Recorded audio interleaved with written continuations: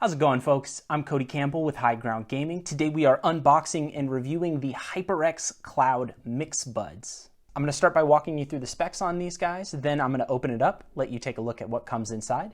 After that, we'll go to the review portion where I'll give you my thoughts on them, and then we'll go to High Ground Gaming's final score. Stick around.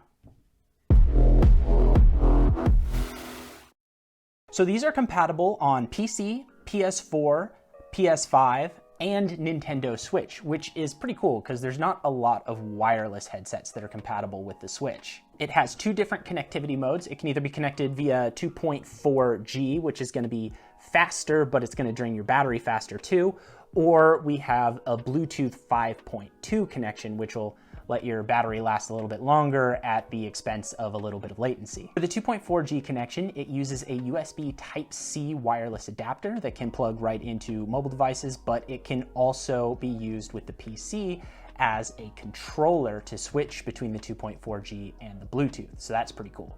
It has a built-in omnidirectional microphone, 12mm drivers. It has DTS Headphone X, which gives it a 7.1 digital surround sound. And there are 3 different sized silicone ear tip adapters. So the battery life is a little bit interesting in these. So if you're using it with Bluetooth, then the headset alone has about 10 hours, where the 2.4 gigahertz is gonna get about 6 hours. Fully charged dock can extend that to about 33 hours for Bluetooth and 21 hours for the 2.4G. So as long as you're putting it in the dock between sessions, you should get plenty of life out of them when you're taking them on the go. At home, you're probably going to want to leave that dock plugged in so that you're just constantly recharging them. That's about it for the specs though. Let's open it up. All right, so I'm assuming this is the dongle here. That's real tiny. If you wanted to plug that into the base of your phone, it wouldn't take up any extra space in your pocket, which is real nice. This seems to be the button for switching between the different modes right there. All right, let's see what's under here before we open that. This, I believe, is sort of an extension dock so that you can use this for the button, and then the cable makes it so that this can be the remote. So you plug the cable in here, plug this end into your PC, and then this can be your remote to switch right there. So you don't have to reach around to the back of your PC to do it. Here we have the different sized ear tips. And then that looks to be it. I'm surprised it doesn't come with warranty or instructions or anything like that. Maybe because we got an advanced copy. So let's look at the actual earbuds. So the dock has this silicone protector around it, which is interesting. We've got the charging port on the bottom there, and then it opens up at the top, and we've got the 2 earbuds. Let's take them out. So these are looking pretty cool. It looks like there's some magnetic charging ports on the side there. This is probably the microphone receiver in the very bottom. They've got lights on the edges there. No buttons anywhere for pairing or anything like that. I suppose they're always in Bluetooth mode, but there's no skip buttons or anything like that, unless these are sensors on the top here, or these like little edges here, so they would just be like tap functions. We'll have to take a look at that while we're using them.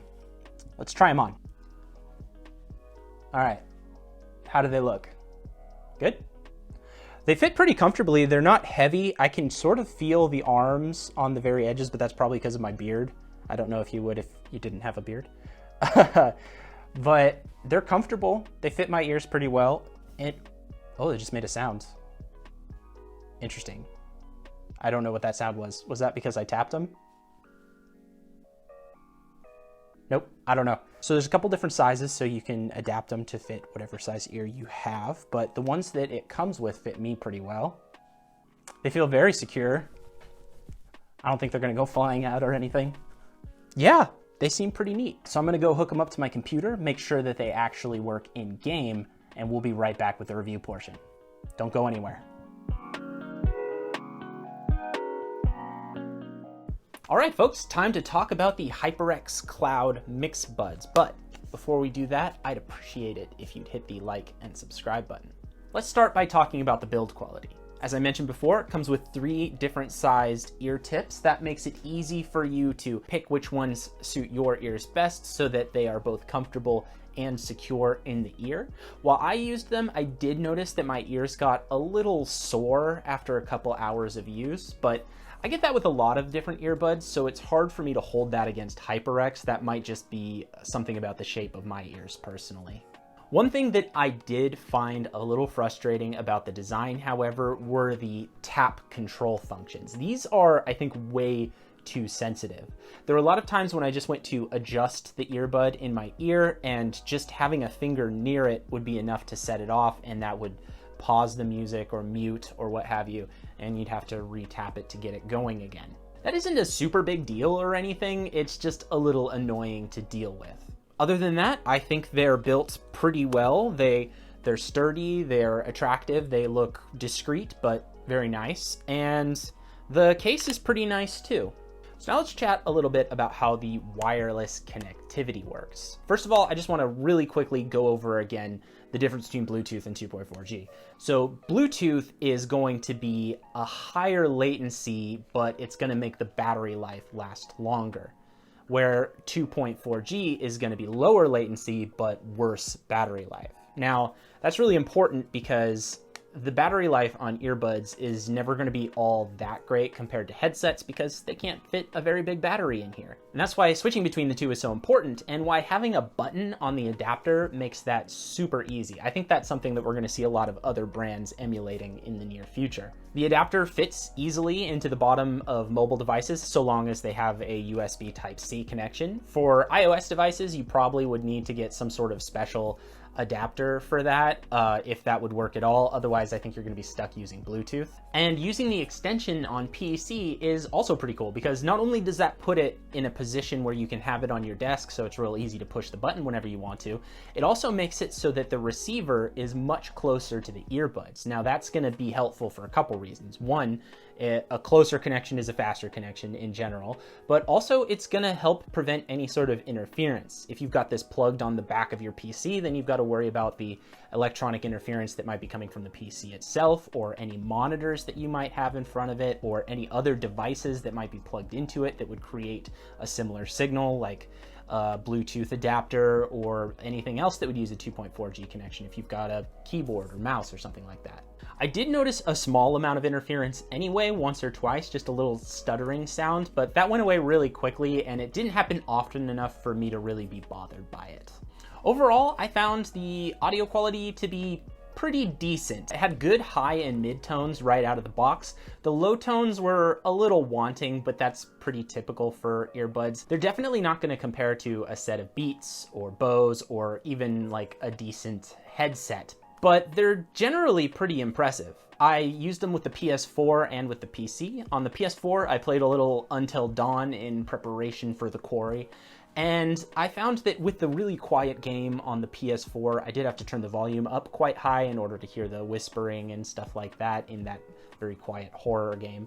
But when I switched to PC and I played Doom Eternal, I found that the loud metal music was coming through very clearly and I didn't need to turn the volume up that high at all. There were no real issues with drops. The audio was very clear, and generally the 2.4G made it so that I didn't experience any noticeable lag. But now we have to talk about one of the features that sets this apart from normal earbuds, and that's the microphone. And unfortunately, that is where these are just a little bit lacking. Here's a recording of me using them so you can hear what they sound like for yourself. All right, here's the HyperX Cloud MixBuds microphone. This is what they sound like when I speak really loud, and this is what they sound like when I speak very softly. And this is what they sound like when I speak with a normal voice, like somebody's right in front of me. Overall, I feel like they sound more or less like pretty normal headsets. The only sort of downside to them is because they are omnidirectional, they catch a lot more of the sound in the room. Stuff like that. There's not a lot of sound isolation. So if somebody's talking to you, the person on the other end of your connection is going to hear them speaking too. So yeah, they generally sound pretty decent actually. They're a little tinny, but that's kind of par for the course with most gaming headsets. They peak a little bit when your voice gets loud, they cut off a little bit when your voice gets low. The bigger issue is the complete lack of sound isolation. Because they're omnidirectional, they're going to pick up sound from the entire room, which can be very distracting if you're gaming in a busy or loud area. Your friends are going to be hearing all of that, which can be annoying or distracting for them. Now let's talk about the NGENUITY software. As of right now, this is available on PC and iOS, but we actually talked to a representative from HyperX and they said there's an Android version that's coming out very shortly. Right now, they're just going through some final testing. Unfortunately, this will not be available on PS4, PS5, or Nintendo Switch, however. Now, this software doesn't actually control a lot, but a couple of the things that it does control are pretty important. First of all, you can control volume and mic sensitivity, which if you're kind of loud and you had a lot of issues with that peaking, you might want to turn the mic sensitivity down just a smidge. That might be helpful. But the big feature is the DTS:X spatial audio. Now, this is going to create sort of a virtual 7.1 surround sound. That's really important for games, especially shooters, because it's going to allow you to tell what direction footsteps are coming from in a 360-degree area as opposed to just right or left. I also noticed that turning on the spatial audio boosts a lot of the frequencies, so overall they just sort of sounded better. If you don't want to use the spatial audio, however, there is also an equalizer. Now, there aren't any easy-to-use presets like a lot of other equalizers. Even the NGENUITY software has some presets for some of their headsets, but apparently the MixBuds don't have that. Maybe they'll add it in a future update. For right now, you'll have to do it manually. I personally wanted to boost that bass a little bit because I found it a little lacking, so I turned up the 32 Hertz to the 250 Hertz, and I was impressed. It definitely gave those a nice boost, which was really helpful for me. That's about it for the specs though. Let's get down to the verdict. So the HyperX Cloud MixBuds MSRP at $149.99. That is pretty expensive. The HyperX Cloud Buds that they already have that are wired are around $40, and Razer makes a wireless earbud set called the Hammerhead, which also goes for right around $40, although those only have Bluetooth. JBL has announced a wireless earbud headset that's going to use a 2.4 gigahertz connection called the Quantum TWL, but those aren't out yet. As of right now, we couldn't find any other wireless earbud headsets that utilize a 2.4 gigahertz connection. So we decided to give this a 3.8 out of 5, mostly docking points for the price. We feel like the uniqueness of this item set is really what sets it apart, but as soon as other companies start making similar products, it's probably going to drive that price down quite a bit. In the meantime, that price tag is somewhat warranted. This might be the best option for wireless in-ear gaming for people who just don't like regular headsets. Why don't you go ahead and drop down into the comments and let us know what you think. Are you looking forward to seeing more products like this, or do you think over-ear headsets just can't be replaced? While you're at it, please hit the like and subscribe button. We've got lots more content coming real soon, and I'd hate for you to miss any of it. Okay, everybody, thanks for watching. Happy gaming.